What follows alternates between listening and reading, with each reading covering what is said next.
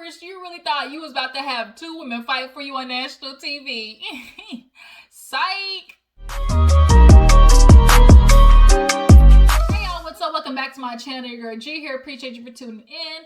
We have Married at First Sight to get into, y'all. We had another good episode. Chris' plan backfired. He had these two women meet. He thought they was about to go all world star on that ass on each other, and it was the complete opposite. They had a bad bitch conversation. Paige came in there just boop, boop, boop, boop, shots fired. And Chris felt every one of them hoes, which is why he was big mad by the time the conversation was over. He got his little feelings and ran outside because Paige she was with the shits, y'all. She was not playing no games, and I was here for every minute of it. That conversation, honestly, couldn't have gone that much better than it did. The women didn't fight. I know that's what Chris wanted to happen, thinking that he was going to have these two women dick whipped on TV. But it didn't happen, and I'm super glad because that was definitely a shot to his stinking ass ego. But yeah, so before we get into the review though, a couple of you guys that are super close on the 2K giveaway, that I'm going to do for somebody who's just, as my way of appreciation. So you guys, make sure you go subscribe to all of my social medias. My Instagram, my Twitter, my Snapchat. Make sure you go follow all of those. And then the two people you invite to my channel, make sure they drop a heart emoji down in the comments and write the person's name who invited them so I can count it towards you. Like, make sure the person that you invite to my channel and have sub, make sure they sub. And then in the comments of my latest upload, make sure that they are putting your name so I can count it towards you. And I can get, this gift shipped off to whoever is the winner, okay? Like I said, just my way of saying thank you to all of you who have been constantly showing me love and support on this channel. As we continue to grow, as we continue to get this Juice Box crew popping and going and bigger, I'm always going to constantly try to show love to you guys, back, just to say thank you. But yeah, nonetheless, you guys, make sure that's what you're doing. If you want that 2K giveaway, make sure you follow all of those requirements. And then here soon, as soon as I see the first person who did it, the gift will be shipped on its way. All right? So, Married at First Sight, you guys, let's go ahead and get into it. If you are new to my channel, make sure you hit that subscribe button, though. And make sure you guys hit that like button. Make sure you show a little bit of love. Let me know that you stopped by hitting that like button. All right? So, we open up the episode with good old Virginia and Eric, y'all. Eric sits there and goes to the park, walks his dog with Ryan, and basically he's talking about how he don't know what to do with Virginia. She drink a lot. She party a lot. He's an introvert, and he's trying to figure out how to maneuver this relationship with Virginia without her feeling like he's been controlling. So he actually sits at some park bench with his friend and talks about how, he just wants to be there to protect Virginia. Like, I just need her to let me know where she's at. Like, she's okay.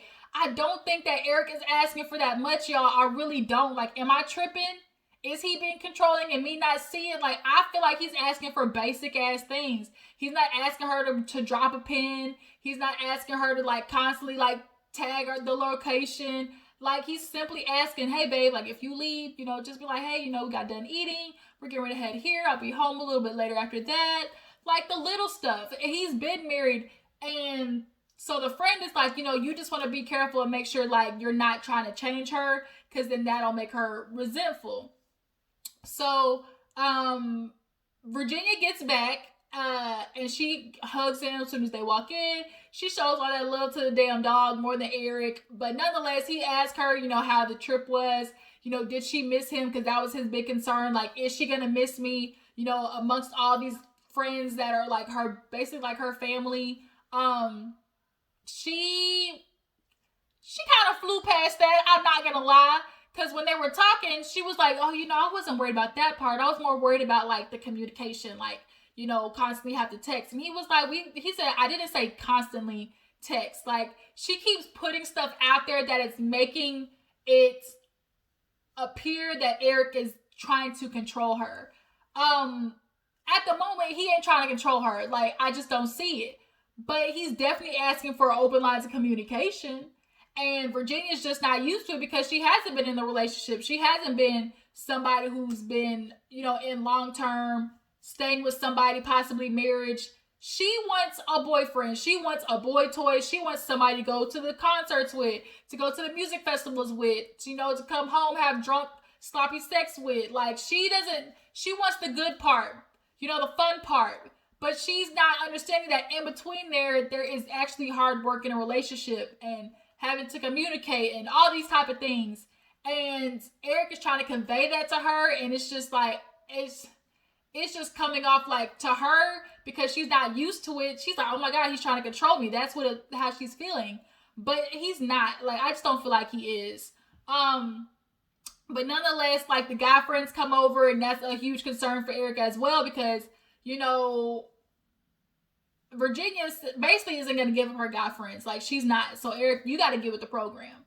So the guy friends come over, they talk, and they in the living room and making jokes, and how Eric be alone in the corner at parties, but now since he got a woman that, is out there, maybe he'll get out of his shell more. So Eric gets pulled outside by one of Virginia's friends, and he basically says, look, Virginia, she's never said anything bad about you. She's constantly talking about how, she's trying to make this relationship work. So, you have nothing to worry about. And Eric, he definitely needed to hear that, because that was a concern of his. Oh my god, something's in my eye. Something like randomly like gets in your eye. Oh my god. Okay. Alright, I'm back. I think. Okay. It's in my eye. Okay, y'all, I'm back.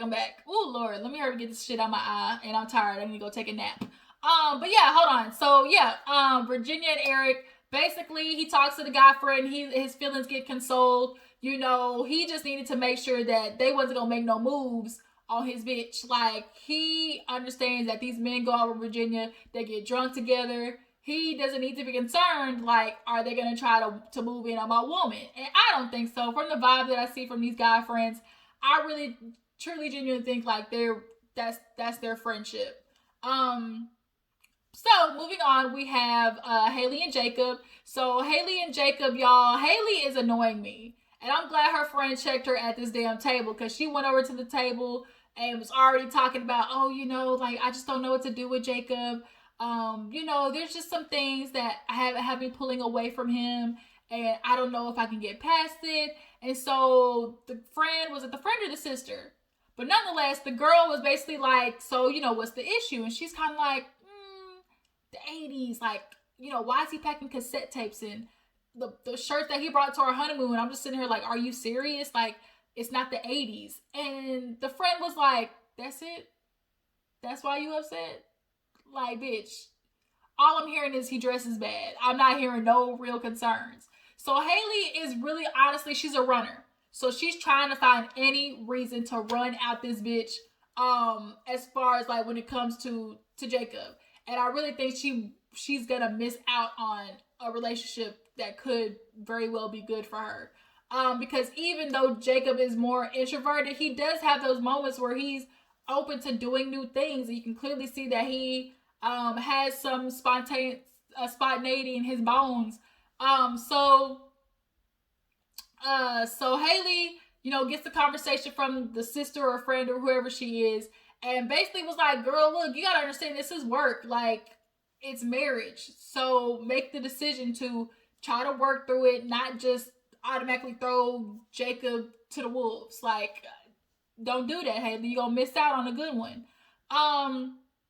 So they do the housewarming party, and all the friends come over, and they do like a little shot, and they sit down, and they're just kind of talking to Jacob about his experience, marriage and everything like that, and his previous relationships. And he was talking about, they were all like kind of disasters. They were like, were you the disaster? He was like, no, it was definitely them. So Fool's been getting cheated on a lot in his lifetime, which is why when Haley did what she did, first of all, Haley, you full of shit. How you gonna talk to your friend and talk about, he got upset with me because, I went out for a girls' night, and then some of the guys came, they just kind of, tagged along, but it wasn't like it wasn't, all the couples together. She said, she made sure to say girl night. Oh, when I went out on the girl night, bitch, you lying.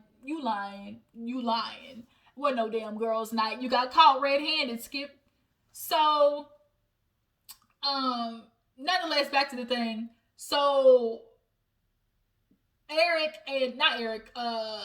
and Jacob, they have a little housewarming, and basically he talks to the friends, and they tell him that Haley is a commitment phobe. Haley struggles with, making herself open and vulnerable, and she admitted to the friend after they had sex. She's like, we had an intimate moment, and I just, started drawing back, and it's like, was it bad? Like, was the dick bad? Like, was he not putting it down? He couldn't hit it from the bike right? Like, what is the issue? Because you can teach him stuff like, is there not enough good cunnilingus? Like, you can teach him those things, put on a nice little sexy teacher outfit, and it'll be all in the cracking.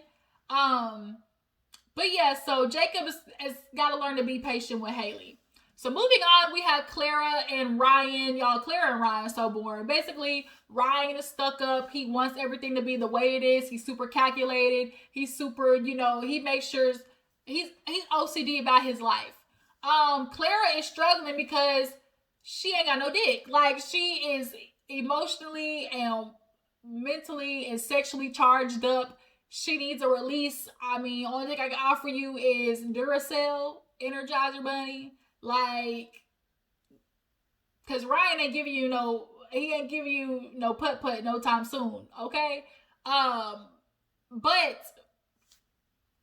Ryan, he is talking to a friend that's in the housewarming party that they had, and the friend was basically telling him, like, you got Clara. She's a good one that'll try to help you open up and, make sure you're not just constantly living life, by the book. And I think him being in a religion and his parents being in the church make him so constricted. Like, Ryan, go get an enema. Get all this shit out your system and quit walking like you got a pole stuck up your ass. Like, have fun. Live spontaneous. Live, out there a little bit. And shit, get drunk one day, like something, Ryan, because Clara is such a fun girl, and I don't know why you're trying to like constrict that. But yeah, so the friend basically told him, like, look, bro, you need to try and figure out a way to open yourself up to different possibilities. So who's next? Brianna and Vincent, y'all. Brianna and Vincent, they had their little conversation that ended with him being mad, walking away. So he got down to the parking garage, came back up because he realized, bitch, you married now. Like, you got shit to work on. So Vincent and Brianna have a conversation in the bedroom, and she tells him, like, I didn't mean to, like, offend you or, try to, like, get in on you. I just wasn't doing that. He pissed me off in his confessional because he was like, oh, I don't feel like every time, somebody does something or somebody's rude that I should have to tell them, I don't have to tell them that. And it's like, well, you definitely should tell them if it's affecting them, because if you feel some type of way about something that somebody did and you're not telling them, like, you're treating them poorly because of that, like, that's not fair. It's not fair for her to get, this outlash from you, and it's not, she wasn't doing it out of harm or malice or trying to get back at you. Like, you got to understand, like, what does Vincent want is the question. Because Vincent is so stuck on this respect thing. He wants, I don't know, do you want Brianna to, like, start talking quietly? Like, because she's so affirmative and, like, she is on it, like, he immediately takes that as disrespect and as somebody trying to come for his manhood. And it's exhausting. Like Vincent, buddy, okay, buddy, oh boy, don't fuck this up. Like, don't do that. So they actually end up talking, and, she basically reassures him that she wasn't trying to, like, piss him off or, be rude or anything. And he just has to understand, like, you gotta stop being so sensitive. That nigga is sensitive, okay? Love and sensitivity. A man like me. Old song, okay? Old song. Ooh, Lord, I'm getting delirious. I'm so goddamn tired and loopy. Woo. You know how you so sleepy that you don't know what's coming up next? Like, you just kind of feeling la la land. I don't know why I'm starting to feel like that. I really need to go take me a nap. Take me a nap, y'all. Let me finish this review. But nonetheless, Vincent, don't be like a child, bro. Don't be a child. So he actually talks to a friend, right? He talks to a friend at a Mexican restaurant, and he's catching up, like, oh, what's going on, and he's, was there ever a time that you felt like you wanted to leave the house? And he's like, well, I did, but I came back because this is home for me. But he's like, okay, like what happened? He's like, okay, so I was trying to, be cool and pull out this drink for Brianna, but it failed and spilled everywhere. And she kind of was coming for me. It felt like being real disrespectful. And his friend started laughing while he was explaining it. And he's like, don't laugh. Like he's like, you laughing, but that's how I felt. And when you say it out loud, like Vincent, when you say it out loud, how it happened, you see how stupid it sounds. You see why he laughing. Why you upset? Like, it was so stupid. So stupid.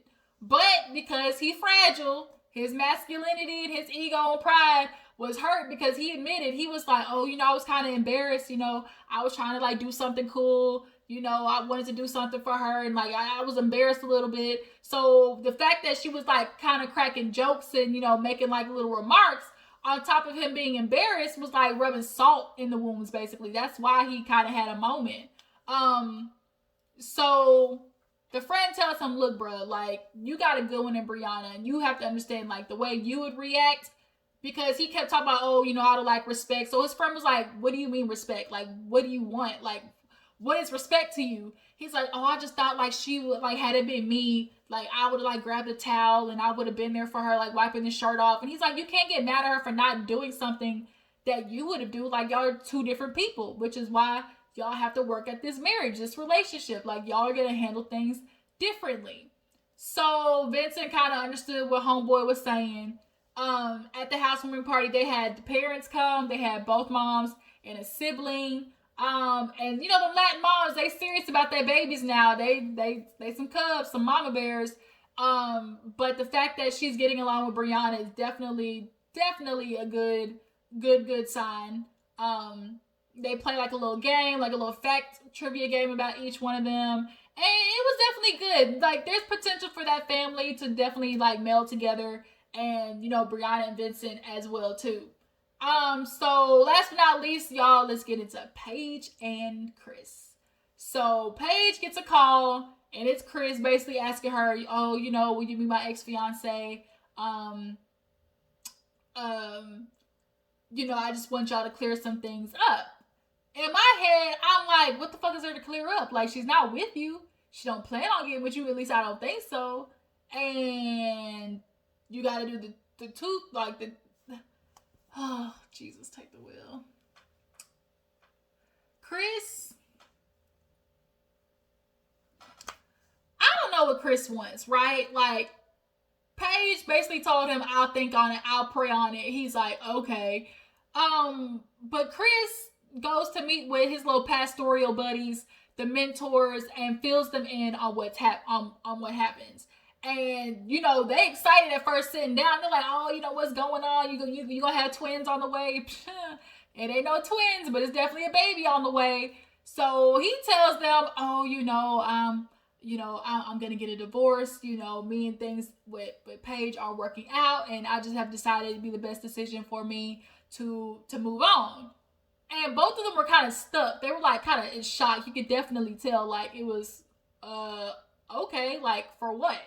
And he goes through what happened and was like, look, I didn't think she was attractive, but I tried to have sex with her because I thought that would, magically build intimacy. Bullshit. Like Pastor Cal said, that's some BS. You slept with her because you might not have been attracted to her, but you was attracted to that ass. You love the way Paige looks. You are obsessed with her features, i.e. her ass, the way your friends were talking about her shape. Like, you definitely were having sex with her to get one off. Period. And had it not been for Paige being so goddamn insecure, she wouldn't have done it. But nonetheless, that's what happened. And then a couple of days later, you find out your ex-fiance is pregnant. So now the pastor dudes are sitting there kind of like, well, damn, okay. So wait a minute. So what does this mean for you and Paige? And he's like, I don't want to play with her emotions.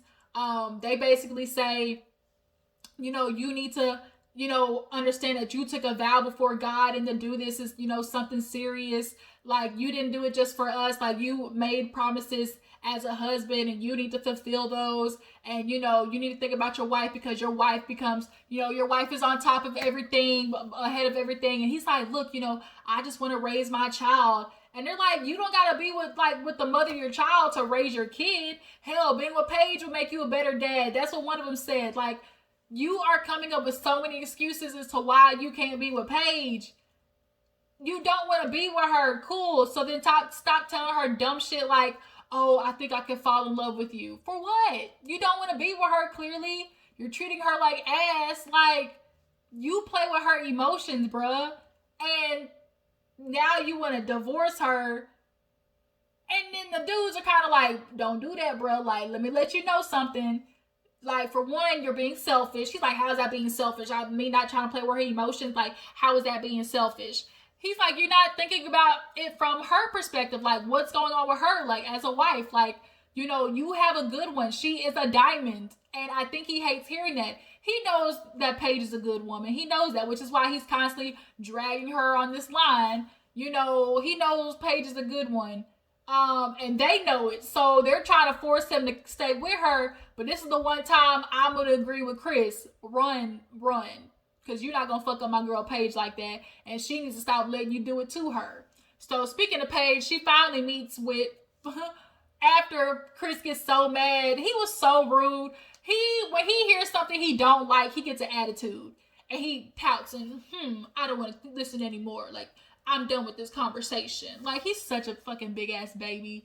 So Paige walks in with damn high-waisted jeans and a black top on. I said, damn, Paige, you supposed to walk in there in that bitch like just shining. Like, you supposed to have a cute outfit on. Girl, you came in there with that damn grocery store outfit on, and here come Mercedes and Chris all dressed up. She talking about, oh, you guys look jazzy.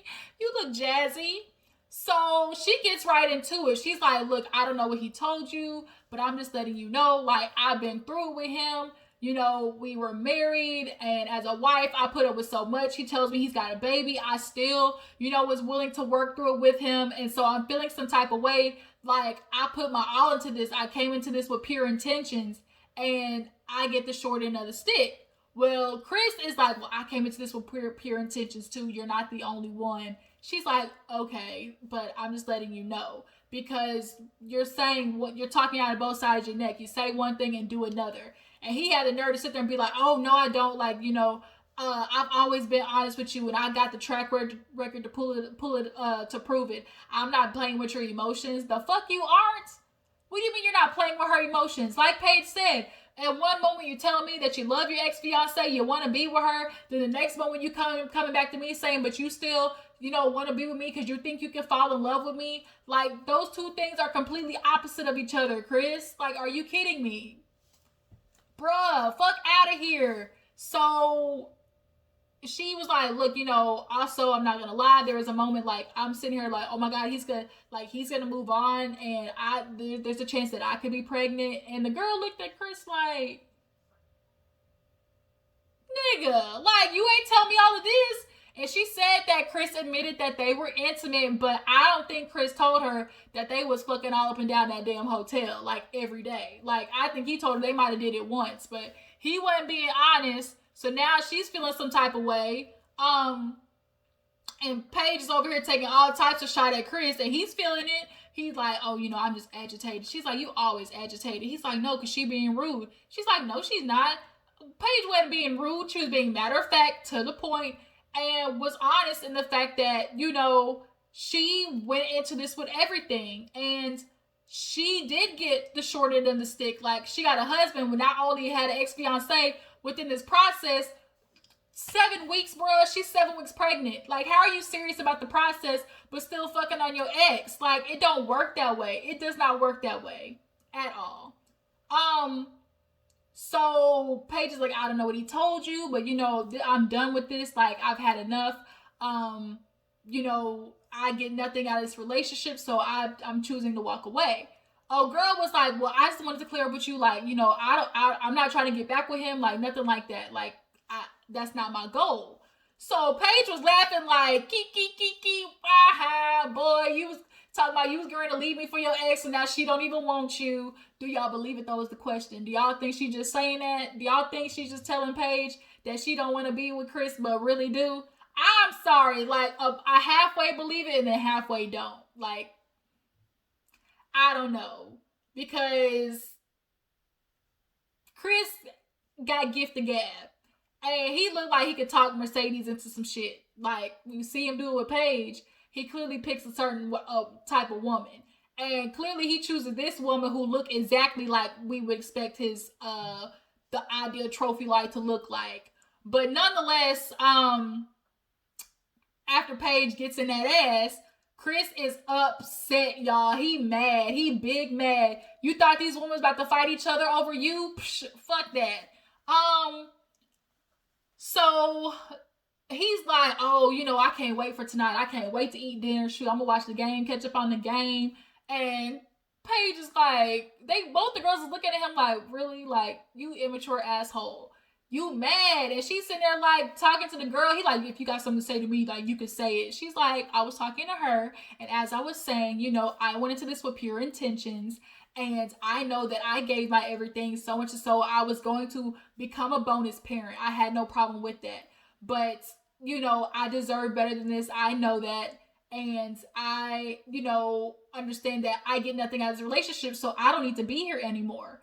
And she left it at that. And so Chris gets up. The ladies hug each other. And, you know, they're glad that they had this conversation.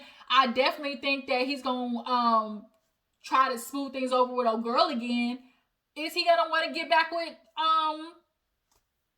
Mercedes, his fiance, even after she said that on national TV? Who knows? Who knows? But at the moment, Paige, I'm so proud of you. Finally, you said some shit, but please do not go back on it. Please do not go back on it. And Chris, you can kick rocks with open-toe shoes with your old dusty, dirty, pickaninny head ass. Like, you got this kid and play cutting the side of your hair. Bro, you ugly. Like, you ugly from the inside out. You is not no catch with your rat-infested subway that's shut down right now. Period. So that was the episode, you guys. I need to go eat, take a nap. I'm tired. And y'all tell me what you thought about this episode. How do y'all feel about Paige finally sitting down with this ex? Do y'all feel like the ex was lying about wanting to be with Chris? She seemed hella shocked about the news that Paige might have been pregnant. But girl, that was fucking raw. All types of raw. Yeah, y'all about to be sister wives. But yeah, you guys, that was the episode. I really appreciate you for tuning in. Make sure you like this video, subscribe to my channel. I will catch you guys later. Deuces.